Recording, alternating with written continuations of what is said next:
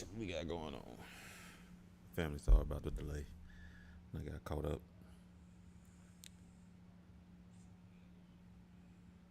Oh, what the hell? What the hell? What the hell are you on?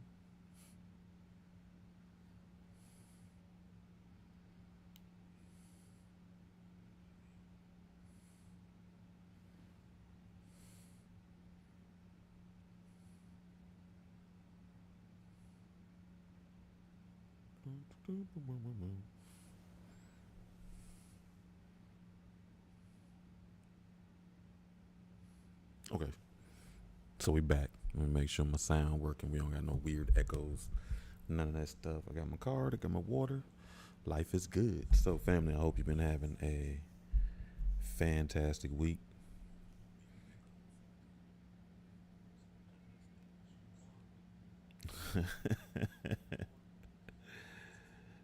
Definitely.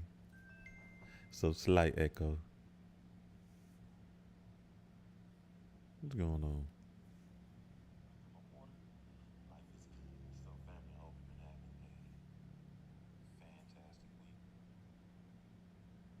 All right. Good. No echo. So yeah, I got a little sidetrack. Um,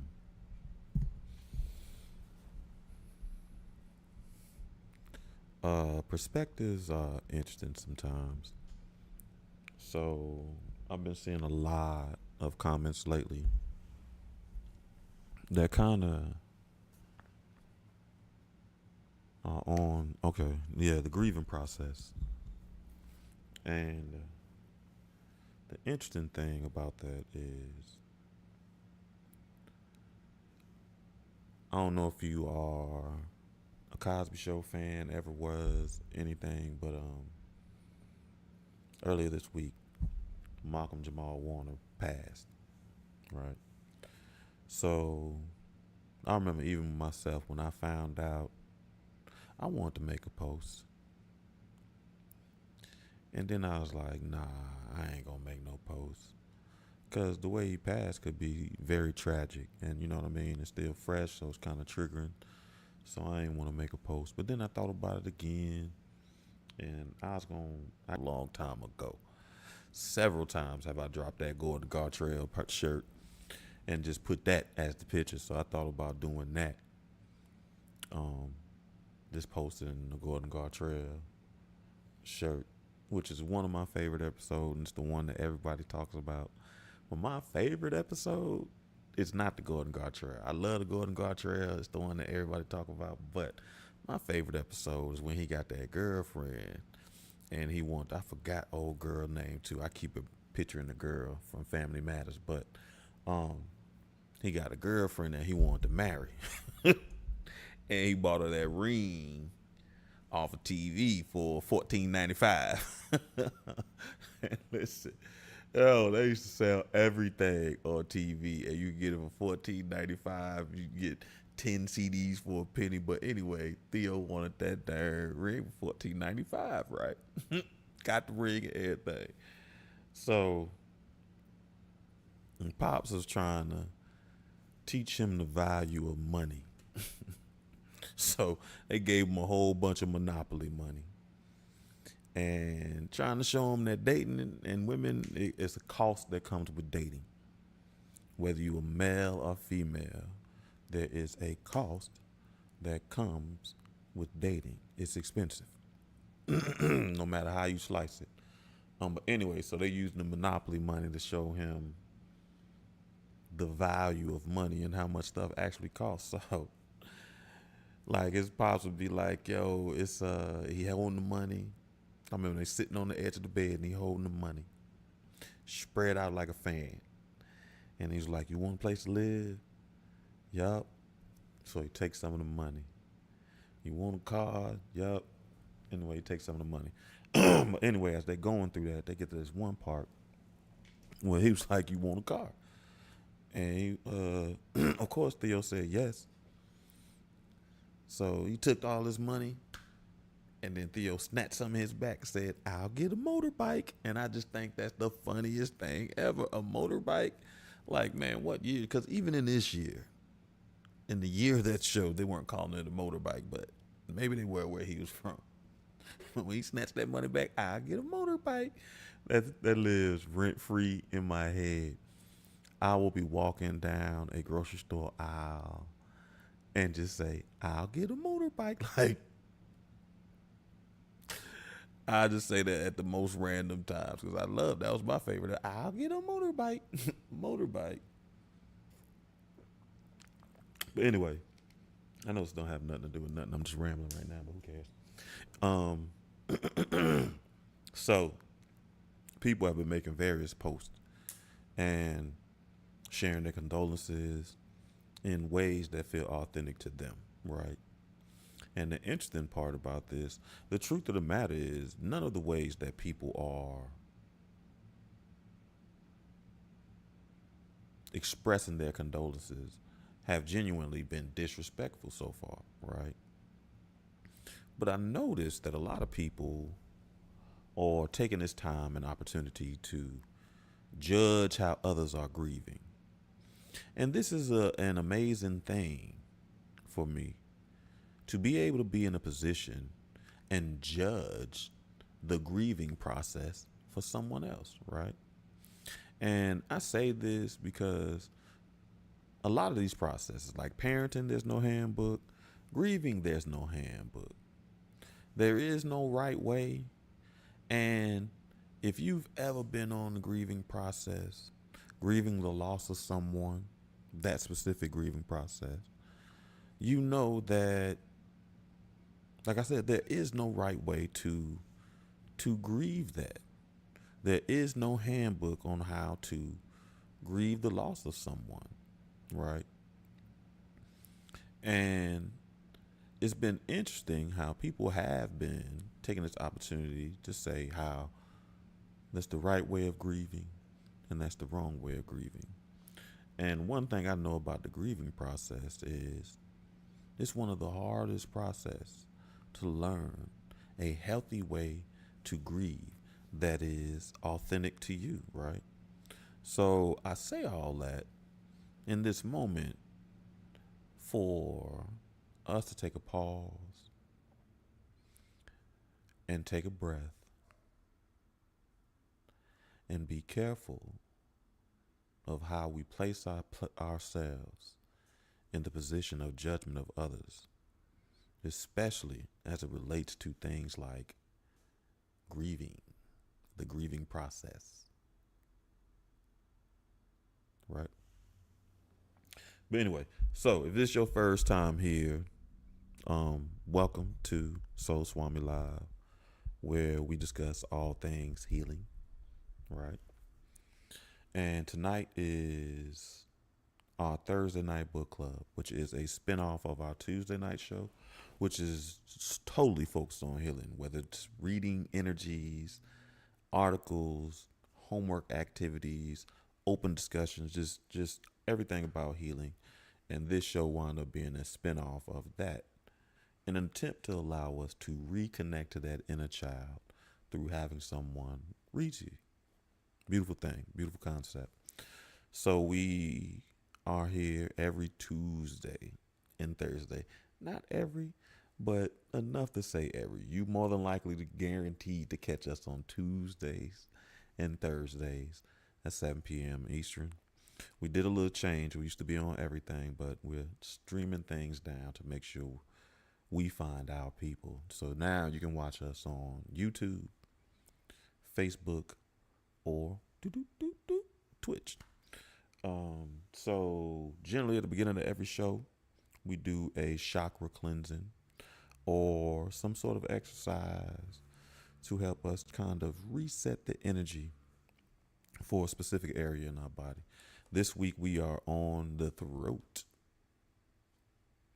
The color for throat is light blue, hence the tint of the lights. Listen, I need that. If my friend Danielle could see me now, I'm laughing because I got that weird oily skin, so it's being a little oily on my nose. And I started laughing because every time it happens, and I do this, I think I need to exfoliate. because my friend Danielle beat that into my head going through like after. Oh my God, she is a makeup god and an esthetician. I give her, she does amazing work. And I told her that issue, she told me every time she saw me, you need to exfoliate. You need to. So, Danielle, I exfoliate. You taught me a valuable lesson. I exfoliate, I moisturize, I do all that stuff. So, I'm laughing. So that's my sign that it's time to exfoliate. Sorry, I got off topic for a little bit, but anyway, we're on the throat. Throat is known for, of course, your communication, your how you express yourself, your authenticity, and your truth. The element for that is ether.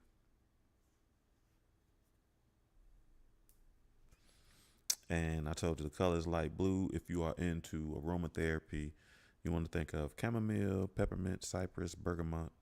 If you are into stones, you want to think light blue stones, turquoise. As a matter of fact, I'm going to put my ring on, but it ain't on today, so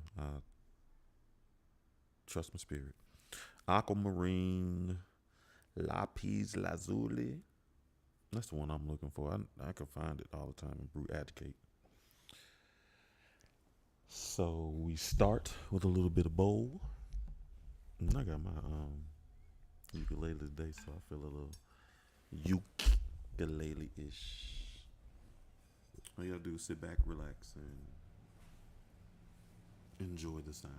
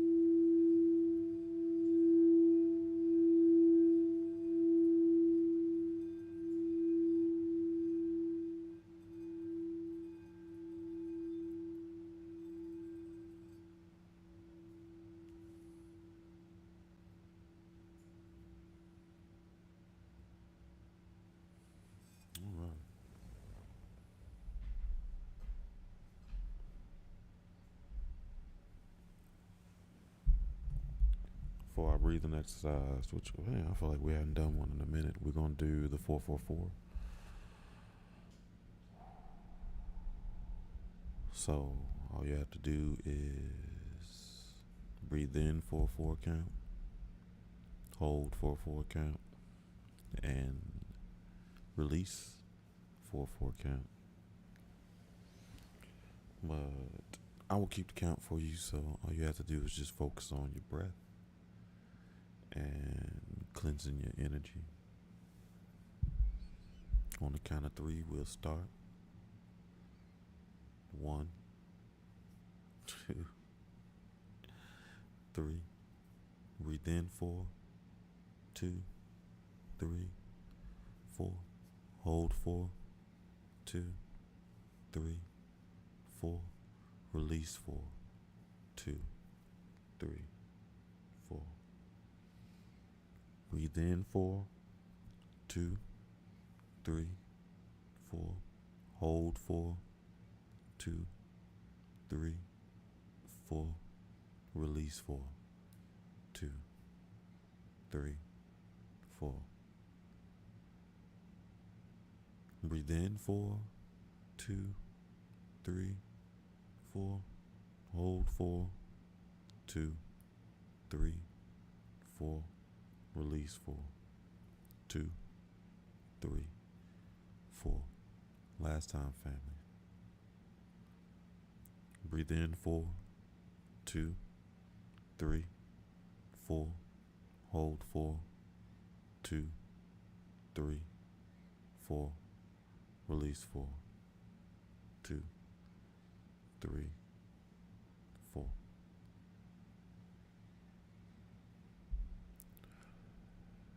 So for visualization, I'd like for you to close your eyes and envision you looking at yourself, whether you're standing or sitting. You have your hands out in front of you, palms up, and you look in your right hand and you see the energy that you want to have. And you look in your left hand and you see the energy that you currently have. And I want you to envision yourself putting these energies together and shaping them and smoothing them, leaving the energies out that you no longer need, and obtaining the energy that you want. And I want you to shape that reality. And as you shape that ball of energy, I want you to picture what you are shaping, your love life, financial stability, clarity on your vision, authenticity and truth. And as you do it, I want you to feel the energy becoming a part of you. Know the truth, know your authenticity, know your value. And as you feel the energies combine, I want you to repeat these affirmations after me. I speak and hear the truth. I communicate honestly. I live an authentic life. I am fearless and free. I trust what I have to say. I speak and hear the truth. I communicate honestly. I live an authentic life. I am fearless and free. I trust what I have to say. All right, family, where we at? Do, do, do, do, do, do. We are into the story.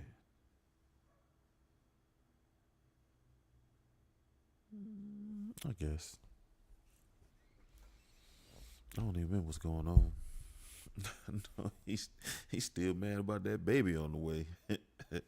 Mad bills to pay, so now I drink Tanqueray so you could reminisce and wish it wasn't living so devilish. I remember I was just like you.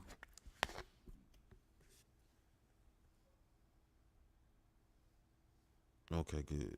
I'm like, man, GED wasn't BIG.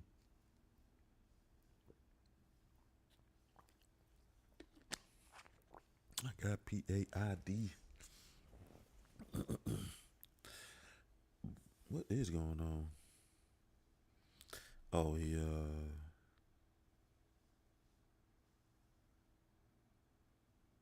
was giving his best effort to assimilate to the new environment. Come off a little less threatening. He went and got him a couple of some boat shoes and was discussing the conflict, the internal conflict it created with them. When I reached the corner down on Auburn Avenue, a group of reporters was already gathered there, covering the press conference. With notepads and microphones in their hand, they listened intently to the preachments of civil rights warrior Hosea Williams. I've been sent to cover the press conference. I don't remember what it was all about. All I know is that I was excited about the prospect of meeting Williams, who had been one of Martin Luther King Jr.'s lieutenants in the movement. Once the press conference formally ended, Williams hung around to take additional questions. Since I had arrived late, I tried to get some fresh quotes. Speaking in this gravely voice, Williams looked at me and said, "Which news organization are you with?" I said, "I'm with the Atlanta Journal-Constitution." His eyes widened. "The Atlanta Journal-Constitution? That's one of the most racist newspapers in the country. And you down there, Uncle Tom and for, oh my God." Listen, this can't be real. You out down there, Uncle Tom for them? Listen, could you imagine meeting one of your heroes and the first thing they do is call you Uncle Tom? Even though most people get it wrong, it's supposed to be Sambo was actually the bad guy. But man, listen, he think he moving up in life. Man, and they call him Uncle Tom from a civil rights hero. So excited to meet them. Don't you know I demonstrated against that paper so that black folks like you could get jobs there? Well, then it worked because he got jobs. They got jobs there. And y'all ain't done no better than the white folks at the paper. A bunch of Uncle Toms. I was baffled. How could this be? He's calling me an Uncle Tom? Me? That's crazy. Listen, I guess I do know how it feels. I used to love to live Kweli. I followed that guy on Instagram, and I swear this dude called me a Nazi for he one of them people. If you don't 100% agree with him, you a Nazi. There's no in between. There is no maybe you trying to see the bigger picture. Maybe there is no compromise. There is no nothing. So that fool called me a Nazi. And I remember saying, he calling me a Nazi, me of all people. You know what I mean? I self-lord and master me? No, get out of here, man. So I feel him with these questions. That's what reminded me. This is crazy. I thought that Hosea Williams, of all people, should understand the nature of my struggle in the system. Hadn't he and others like him demonstrated during the civil rights movement so that my generation could get into the system and try to change it? So now what was he saying? Was he saying that I should not be in the system? Was he saying that I had to be unemployed and down and out to be considered a real brother? It was unclear to me where he was coming from and apparent that he had no intention of explaining. Listen, I always, even his processing this, he was like, do I got to be a down and out, unemployed and down and out to be considered a real brother? Why was that even a concept? Like, you couldn't go find a job at a newspaper that wasn't racist? So I think this goes to reflects he still has some unhealthy process, some unhealthy thought processes about manhood and masculinity, which is fair. As he spoke, the other reporters, all black, who worked for black owned newspaper and radio stations, stood by and watched quietly. They seemed embarrassed for me.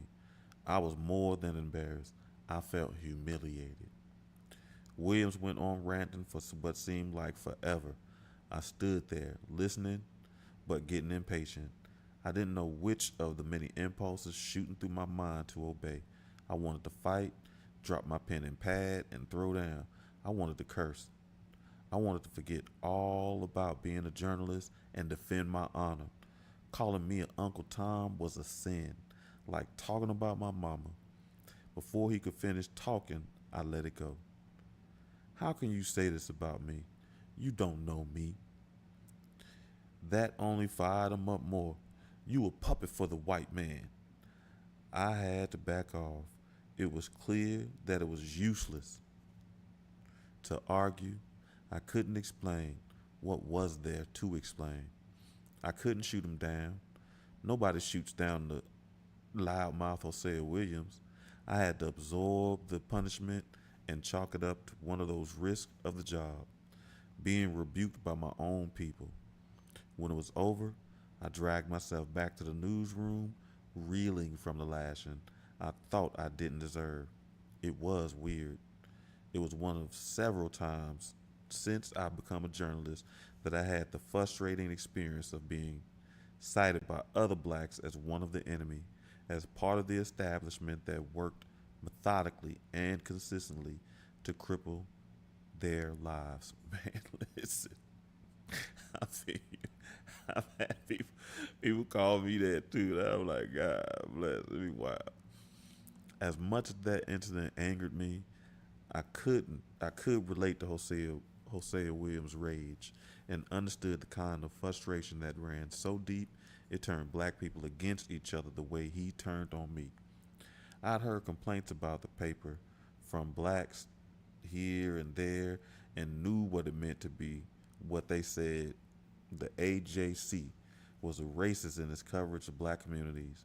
These blacks were bothered by the subtle things that whites at the paper seemed unable to grasp, the way blacks were consistently depicted through the eyes of white writers and photographers who promoted a narrow, distorted view of black life. The only stories the paper thoroughly covered about blacks related to protests, sports, discrimination, poverty, and crime. White writers and photographers seemed unable to conceive of black life being broader than that. When I was covering cops, my editor, unconsciously I think, differentiated the importance of stories based on whether the event had occurred on the black or white side of town. If someone was murdered on the south side, where most Atlanta blacks live, the editor would say, give me a brief, meaning type up a few paragraphs and forget about it. If, however, someone was murdered on the affluent white north side of town, let's check into it. Let's see who it is. The connotation was that if the murder victim was white, he was obviously somebody. But if he was black, it was just another worthless life. Those kind of slights kept me on the edge, and I found myself in a curious position of being insider carrying around the same rage as outsiders, like Hosea Williams. Very interesting space to be in. No, don't. We got do do do.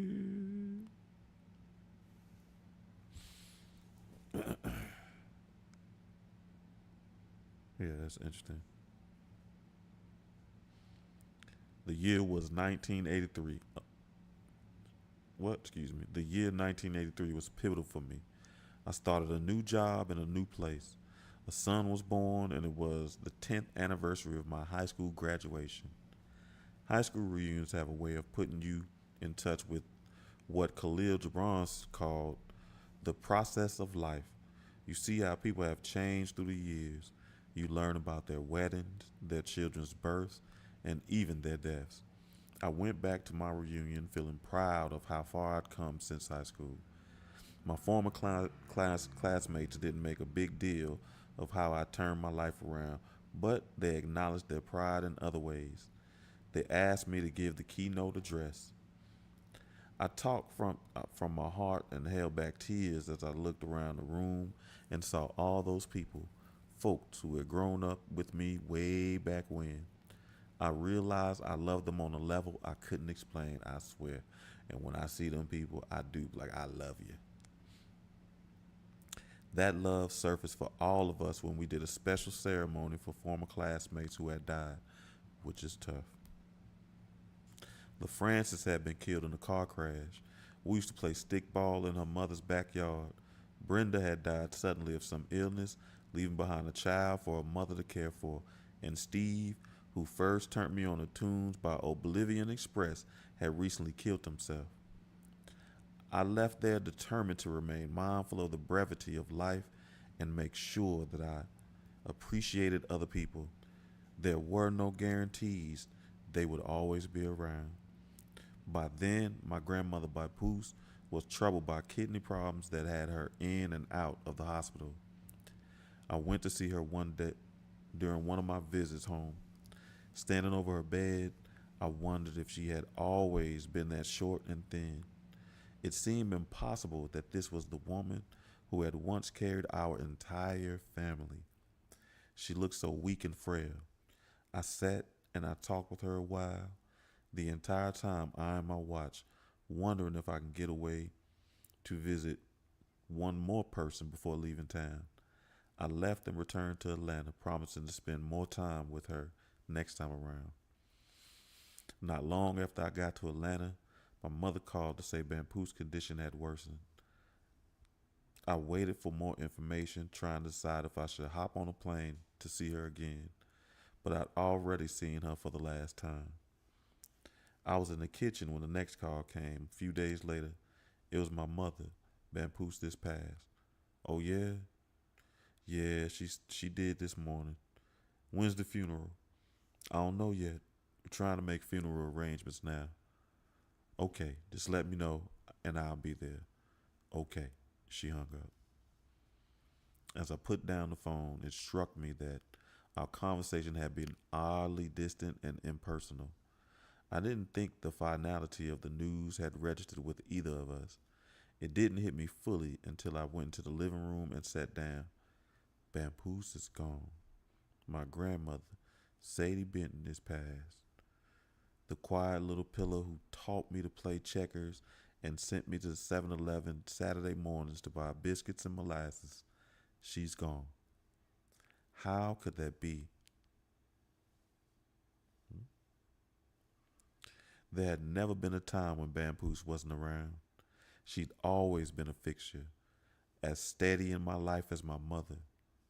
Then the tears came. First, the moisture that clouds the eyes, then the sobbing burst. I just sat there, thinking about my grandmother and all the things between us that had been left unsaid. Whenever I'd gotten into trouble with the law, my mama had to scrape up bail money or money for lawyers. Bampoos always pitched in.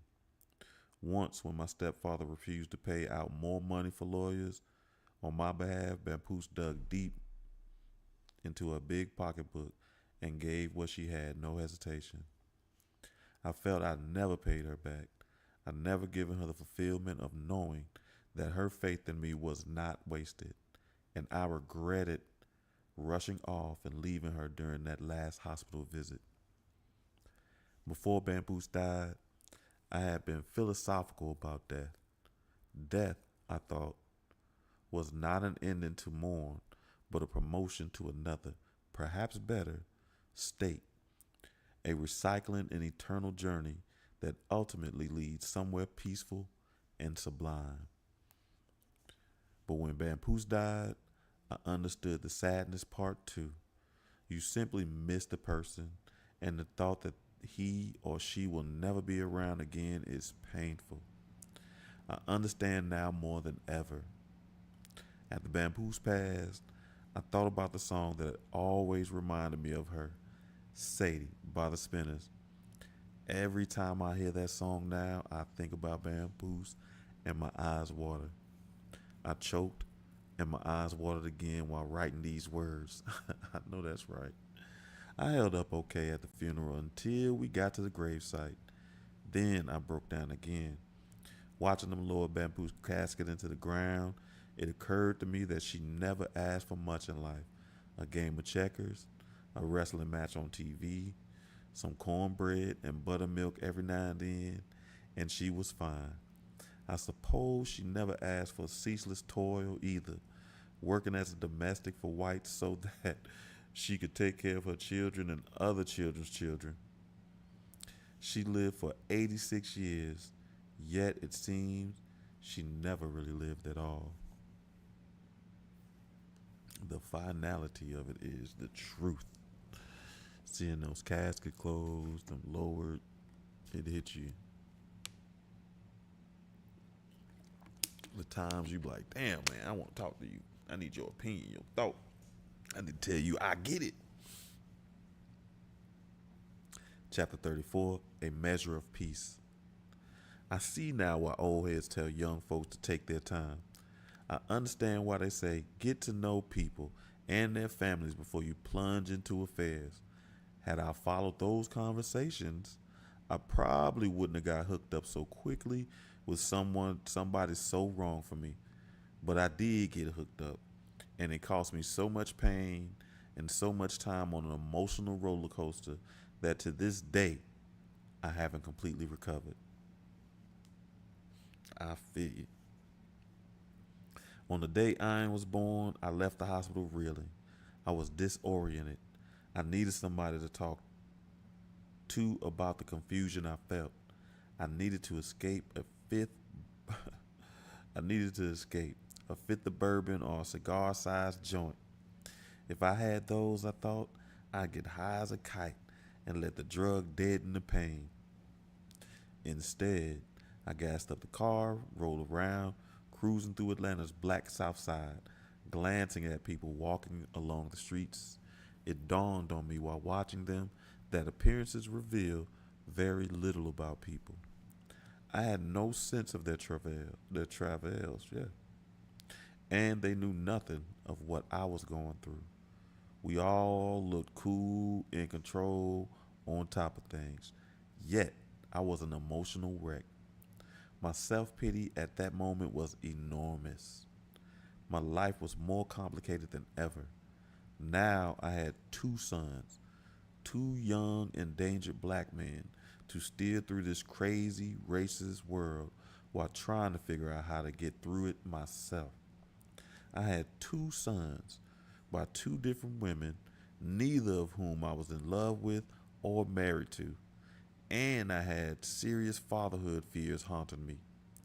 I kept wondering, how am I going to handle the responsibility of another child when I'm already having so much trouble learning to be a father to the first? It looked bad for the home team.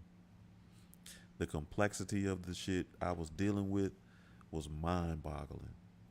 Although I didn't understand it at the time, matters of race were once again a key factor, lingering in the shadows like they always do.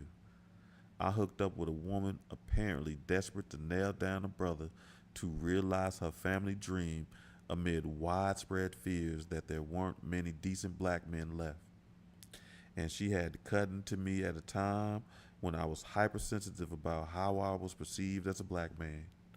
Race played a key role in how I viewed my domestic situation, how I responded to Debbie's actions, and ultimately how I got myself deeper in the doo-doo while trying to clean up my act.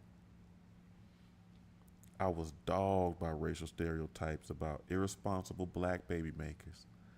I didn't want others, black or white, to see me that way. And yet, on the surface, it was beginning to look like I was a Mac Daddy in a suit and a tie. Paranoid. I kept my private life as secret as possible from my colleagues. Except for very few select black folks at the paper, I didn't socialize on weekends with any of them. If my colleagues were to come to my apartment, they see that I had a living partner and a young child, and I felt uncomfortable with that. It wasn't the establishment way of doing things. The establishment considers such arrangements illegitimate. They do. it it is. Boy, listen. And even putting it like that, it makes me think of how many of my decisions were based on race, because I definitely didn't want to be a stereotype. Also, it was extremely important for me to prove myself that I didn't fit into those stereotypes. I literally just said it, and the next word was, I ain't want to be stereotypes. I knew that I had changed, but that new birth suggested otherwise. It cast doubts in my own head. All that stuff haunted me and clung like a pet bull. Sometimes when I thought about it, it seemed that the best solution to that mess would be to legitimize things, to remain with Debbie and become a family man, to do the Ward Cleaver thing. Then my shit wouldn't appear so ragged. But it wasn't so easy. After I'd lived with Debbie for several months, it became clear to me that we were two very different people whose outlook on life, values, and goals were nothing alike. I'm like, so what was y'all talking about? You heard? I thought she was so hung up on her family dreams that she ignored what was going on in the rest of the world. She said I was so consumed with black consciousness that I was unable to relax and enjoy the simple things in life, such as the family vibe. Sounds like they both right. We had serious arguments, loud knockdown dragouts that always went in circles and usually ended with her calling me selfish and wondering aloud why couldn't want what she wanted in life.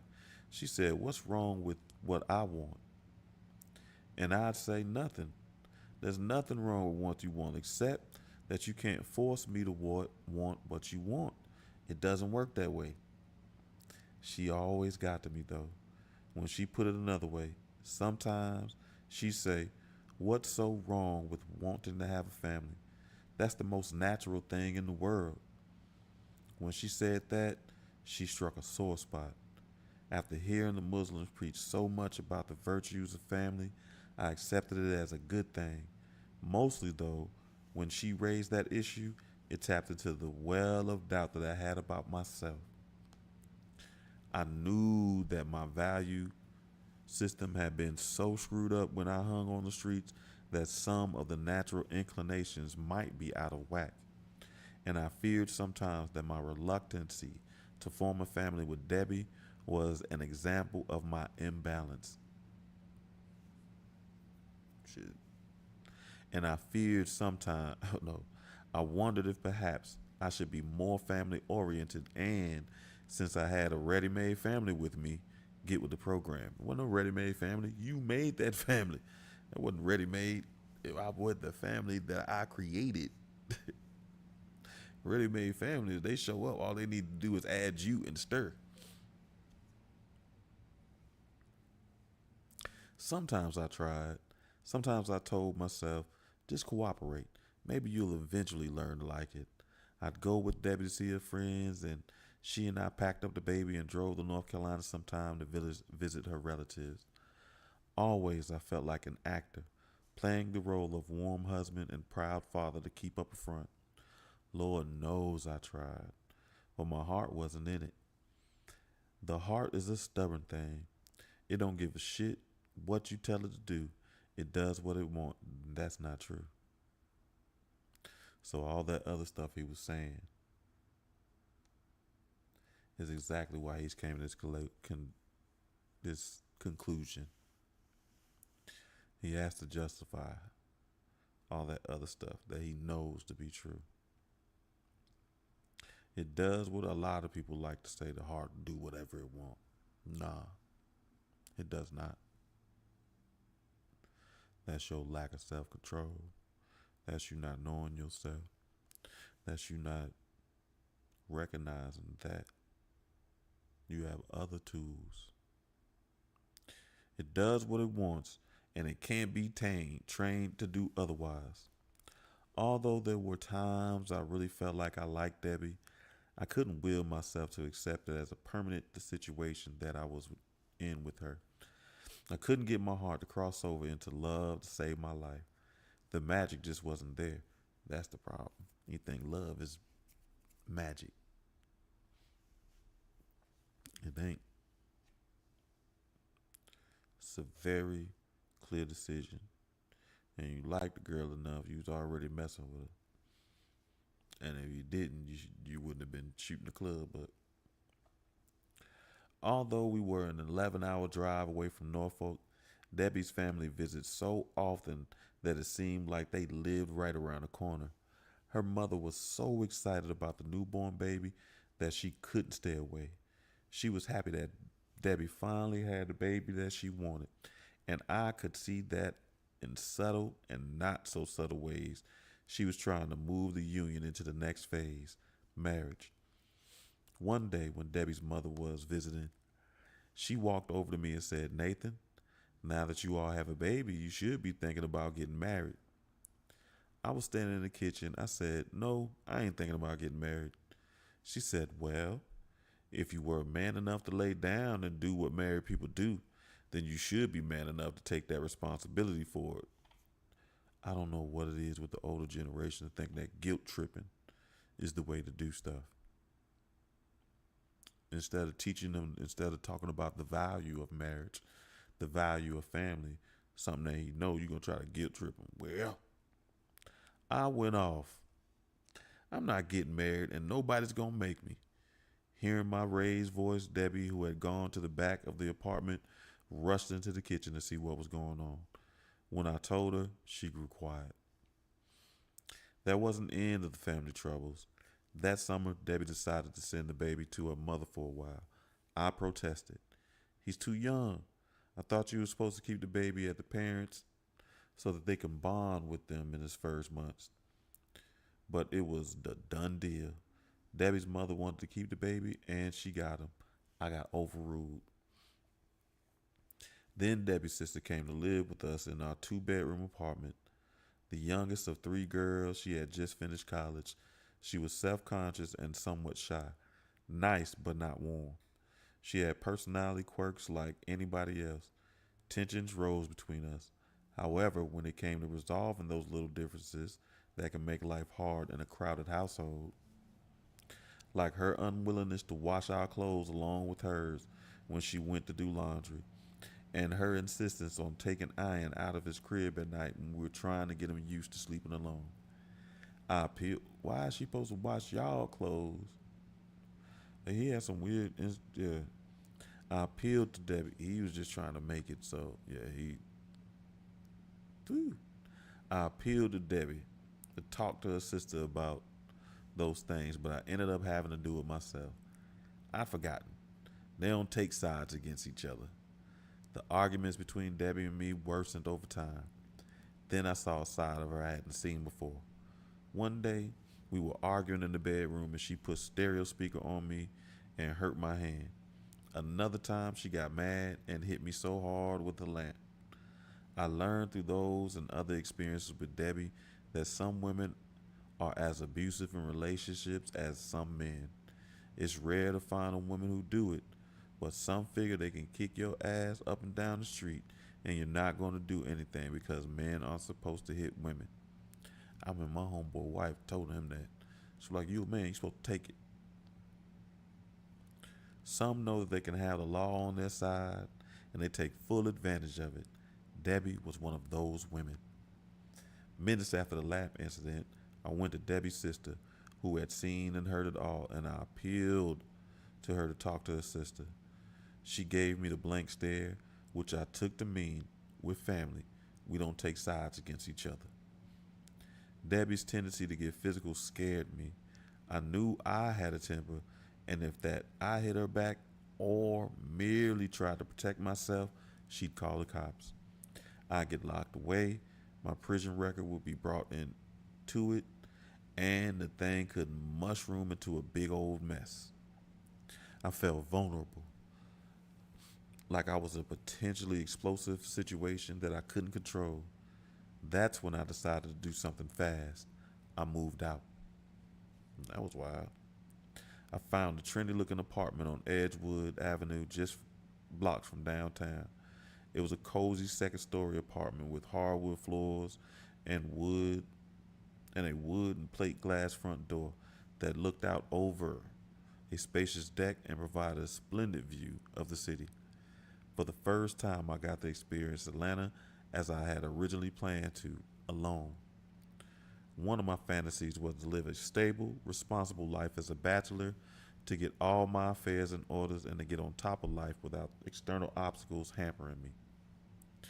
For a while, I tried to pretend to myself that Debbie didn't still live in Atlanta. I got back into the market and began hanging out, hitting the happy hours to check out Atlanta's single scene. But Debbie wasn't going for that. One day I looked out my front door and saw her standing across the street watching me. She was just standing there, holding Ian on her hip. Another time she showed up at my place unannounced, late at night. I had company over, a lady friend I'd met. Debbie rang my apartment, but I didn't answer the intercom. She kept ringing so much that one of my neighbors must have grown impatient and buzzed her in.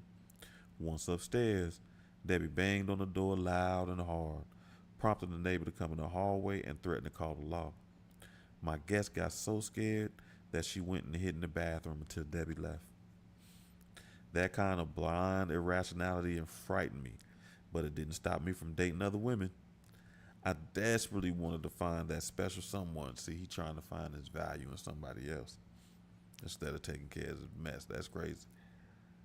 I desperately want to find that special someone with the right blend of intellect and worldliness, and I felt Atlanta had a lot of such women to choose from. That's when I got a better sense of the stress among black professionals in the dating scene.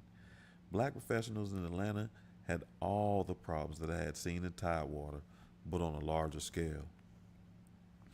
One night while mingling at a game party thrown by a colleague, I met Alicia. She was fine, a dark-skinned beauty with short, natural, full lips and big, pretty eyes. She had that ethnic style about her, dangling earrings, copper bracelets, loose-fitting African garb that I love. She was intense, but not solemn. She had a good sense of humor, was spiritual and cerebral, and her black identity was well intact. A school teacher, she was about to start her own business and get out of the system. We had big fun together. We go to movies, go dancing, or sit up my place and listen to music and talk about everything. But a couple of months or so after we started dating, she raised the commitment issues. Nathan, I think it's time for us to talk about where we're going. I responded in the dumb, evasive way that men do. How will we know where we're going until we get there? Then I need you to know what it is we have. You know what we have. We have a fine relationship. I need something more. I'm not sure I can give you more. Anything more and we'll be engaged. The truth was, I wanted to give her more, but I couldn't. I felt obligated to Debbie and Ian in a way I couldn't explain to Alicia or myself. I felt that obligation so strongly that I felt like I was sneaking around, even though Debbie and I had formally split. Unable to get the commitment from me, Alicia called the relationship off. Over time, that developed into a disturbing pattern with me. I meet nice, intelligent sisters I like a lot. We dated, but when they wanted to take the relationship to another level, I got scared and moved on. He's a runner, he's a track star. That's the issue with Debbie. He just ain't see it. That nomadic life got frustrating, especially when I went out with the wrong women. Eventually, I realized I may have missed out on something special with Alicia. And watching those people I knew who seemed to enjoy family stability made me think seriously about settling down. I even started feeling guilty about enjoying so much freedom and wondered maybe I gave up too soon on Debbie and my son. I often wondered if I moved too fast and given up too soon on Yvette. The divorce from her was one of those things that taught me something about myself that I didn't like much. I'd invested a lot of energy into learning to believe in myself, but never quite learned how to believe in others. Having left Debbie, I felt as I'd continued an ugly pattern that I needed to break. But Debbie, I thought, couldn't offer me a healthy relationship. This was the same woman who had thrown lamps and overturned furniture during arguments, yet I found myself willing to submerge in the memory of it all when hounded by guilt. And I started rationalizing, trying to convince myself that our relationship hadn't been all that bad, that it could get better if given a chance. Despite all the problems we had, I still thought Debbie was a nice person, and she still was attractive to me. I started spending more time with her again, testing the waters to see if the relationship deserved another shot. Sometimes I spend a night with her, then lay low at my own place a few days and assess things. Then one day in December 1984, about a month after I started seeing Debbie again, she told me she was pregnant. Bro, you is reckless. He is one of those people that don't want to take responsibility for his actions, so he like to make it seem like life happened to me. I'm sweet, life happened. Life has a way of making a liar out of you. No, it don't. Life has no obligation to prove to you that you are wrong. It has a tendency to prove to you that you are right. So whatever you think is what you'll get. When I've gotten out of prison, I told myself there was nothing I couldn't handle. Now I was forced to admit that this was too much for me. Okay.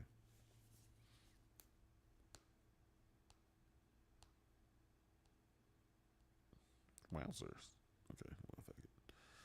It's Thursday, it's my Friday.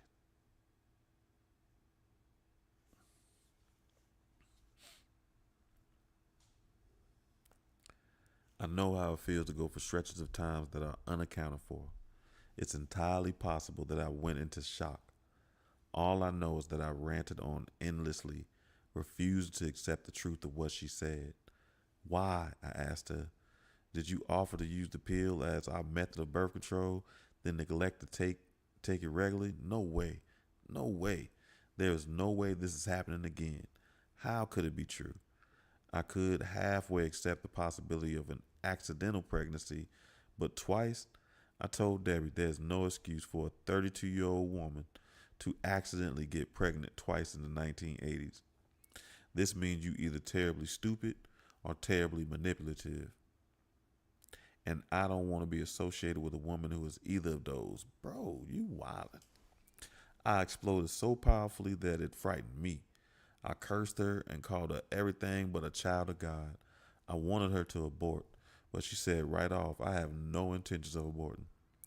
For weeks, life stood still. I tried everything. I told her that she would either abort or have no support from me. I even tried to get her to sit down with a few couples we know and discuss things rationally, get some objective feedback. She wouldn't budge. She wanted another child. Depressed, I took some time off from work and went to Texas to visit a woman friend and think.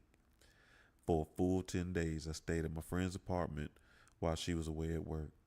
I jogged, read, pondered my life and the cycle of insanity I seemed unable to shake. I wondered if I was addicted to the turmoil. Yes. And thought again of a deep-rooted fear, the fear that I was programmed to fail, that no matter how close I came to forging a successful life, I'd eventually find a way to blow it. When I returned to Atlanta, I called Jim, my old mentor from prison, to get advice. Jim told me that he was dealing with the exact same thing, A woman he was dating had gotten pregnant. Jim was furious.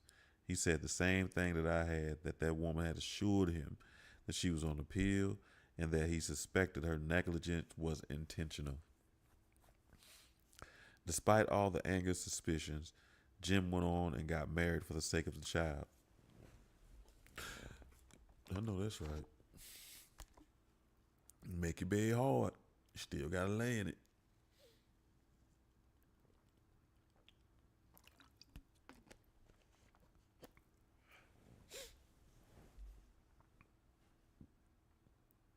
On August 19th, 1985, I went to the delivery room, put on a hospital gown, mask, and sterile gloves, and waited for the C section to begin. The doctor began cutting, hacking at Debbie's stomach as if sawing her in half. Blood gushed and squirted everywhere. A lightheaded sensation came over me, and my legs felt weak. It was the first time in my life that I nearly fainted. It was also the first time that I witnessed the wonder of a baby being born. Doctors inserted an instrument into Debbie's abdomen to widen the passage. The obstetrician reached in and reached out this tiny, rubbery looking body that resembled a bloody, mangled Cabbage Patch doll. He slapped his behind, and it gasped and gulped desperately for air, wriggling, thrashing wildly. Then it let out a deep, agonizing, convulsing wail. The doctor glanced at it, looked at me, and announced, "It's a girl." He wiped her off and handed her to me. Two emotions shot through my head, and I took that girl in my arms. First, there was fear. A girl? Oh, shit. The fellas and I ran trains on girls. How would I help her get through that? I was scared because I knew that a daughter would be subject to the insanity of men. White men would try to exploit her. Brothers would try to abuse her. Most sisters call hell coming and going. As Zora Neale Houston once said, black women are the muse of the world. Gushing love was the second emotion that swept through me. I held my newborn daughter, looked to her eyes, and melted like butter. I've heard so much about the chemistry between fathers and daughters.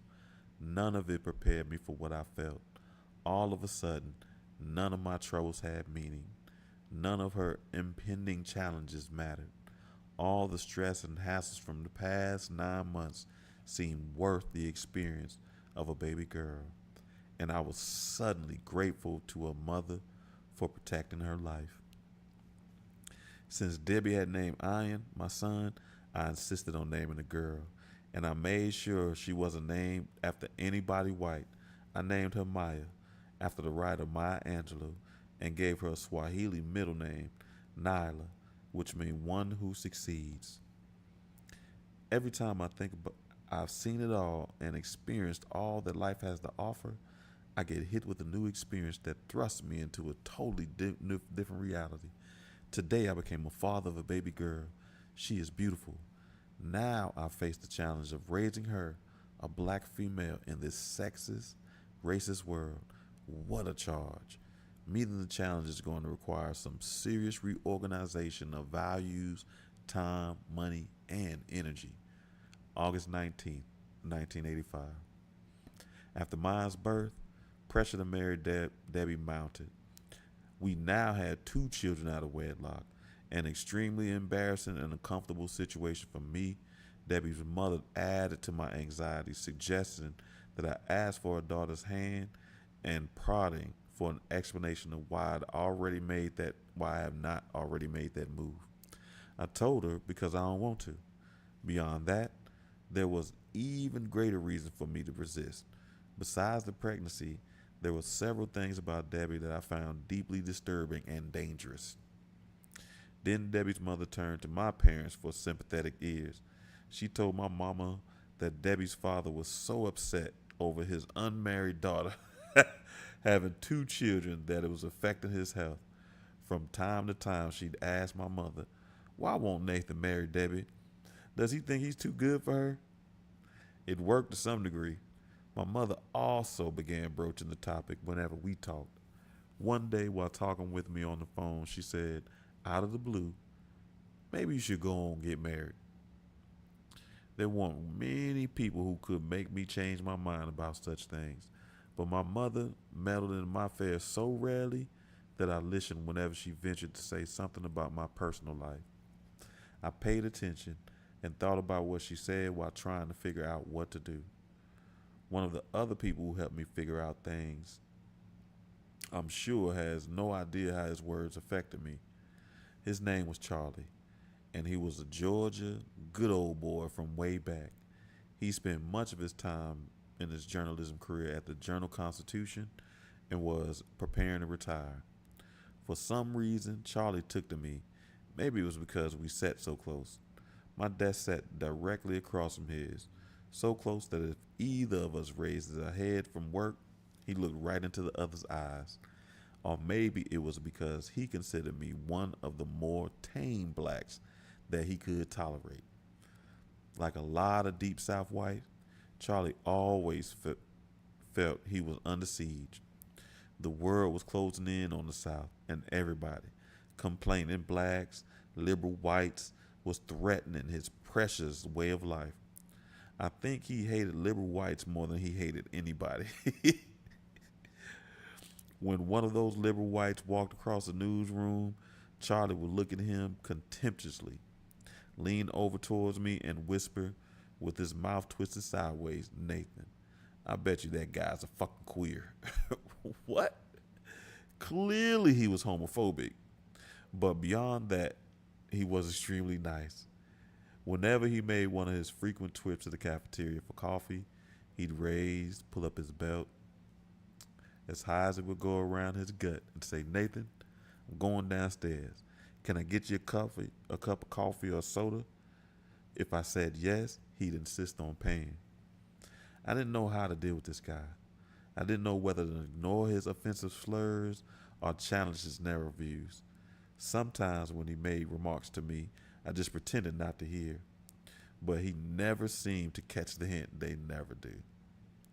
Around the same time I was considering the whole issue of marrying Debbie, our newspaper ran a front page story revealing that 75% of black children then being born in the nation were born out of wedlock. It was another one of the many stories suggesting that blacks in America were coming apart. I slipped into a blue funk that day at work because I was inclined I was included in that statistic. I dreaded the thought that Charlie or anyone else in the office, white or black, would find out that I brought three out of wedlock children into this world. Yeah. Charlie came in that morning, sat down across from me, squinted his eyes, and said, "Nathan, me and my wife were discussing that story about the numbers of blacks born out of wedlock, and we couldn't believe it. I always said blacks were very religious. I always thought blacks were very religious people." I was livid. I was mad enough to leap across that desk and punch him in the face. Instead, I held my peace, got up, and stormed off. Why do white folks always stand judgment of us? Why do they always take one-dimensional view of things? He triggered because he a statistic, and he the problem. Every time I saw him after that story ran, I felt convicted and conflicted and determined to get that monkey off my back. Charlie's words stung me sufficiently to make me consider doing my part in proving white folks wrong. Maybe I should get married like everybody else does. For the second time in several years, the views of some unsuspecting white person figured in one of the most important decisions in my life. Charlie's words had nearly the same impact as those of the woman who had come to my office in Virginia and scared the hell out of me with the abortion speech. It was Debbie who finally forced me to make up my mind. She told me that one day she planned to move back to Norfolk. Things weren't working out here, she said. It took all of 1 second for the meaning of that to sink in. It meant I'd be separated from my children again. I'd likely be a stranger to them, just like my father, J.L., was a stranger to me, just like I was a stranger to Monroe. Although I flew Monroe to Atlanta each summer, it still seemed inadequate. That settled in. I told myself I couldn't let that happen with Ian and Maya. I have to get married. Marriage will resolve a lot of problems nagging me. Asking Debbie to marry me called for the same desperate resolve that I had used on the streets to summon the will to bash somebody's head in, enter a dark house, or hold up a store. I will go through it with I will go through with it and prevent myself from thinking about it or changing my mind. I proposed to her in a bland, matter of fact way that must have given me away. She sought reassurance that I was serious. Does this mean you love me? I paused. Yes, I love you. It was a lie. I suspect she knew it. It's like when a woman who asks the morning after you have taken her to bed on the first date, do you care about me?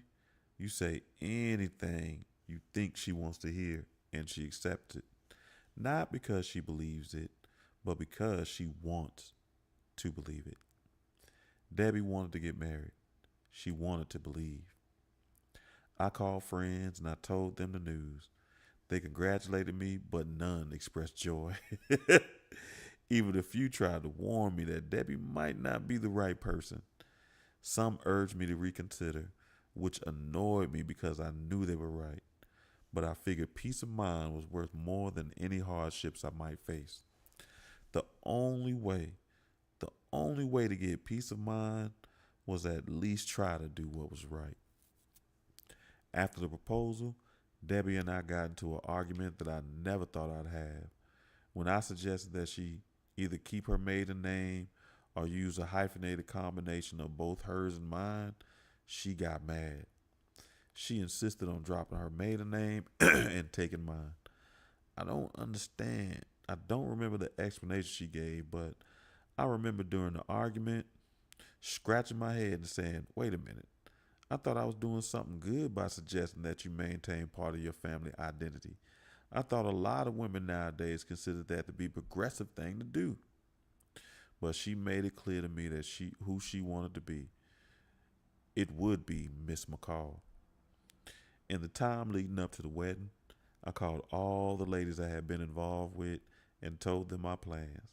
I had lunch with Alicia, who looked at me sadly and shook her head. It's strange, she said. I try not to be manipulative because it's the wrong thing to do, but it seems that some women who manipulate win all the time. All right, family, we'll stop there. We'll pick up next week. Where we at in this book? I didn't realize this book this long. We still got hella pages left. So, anyway, I hope you enjoyed. I hope you have a great weekend. Do all the things you love. I hope to see you here next Tuesday, where we'll continue our discussion on some dynamic of quantum shift. It's been dope. If you can't make it Tuesday, I hope to see you here next Thursday for another book club. I appreciate your time, gratitude, and family. From my soul to yours. Peace.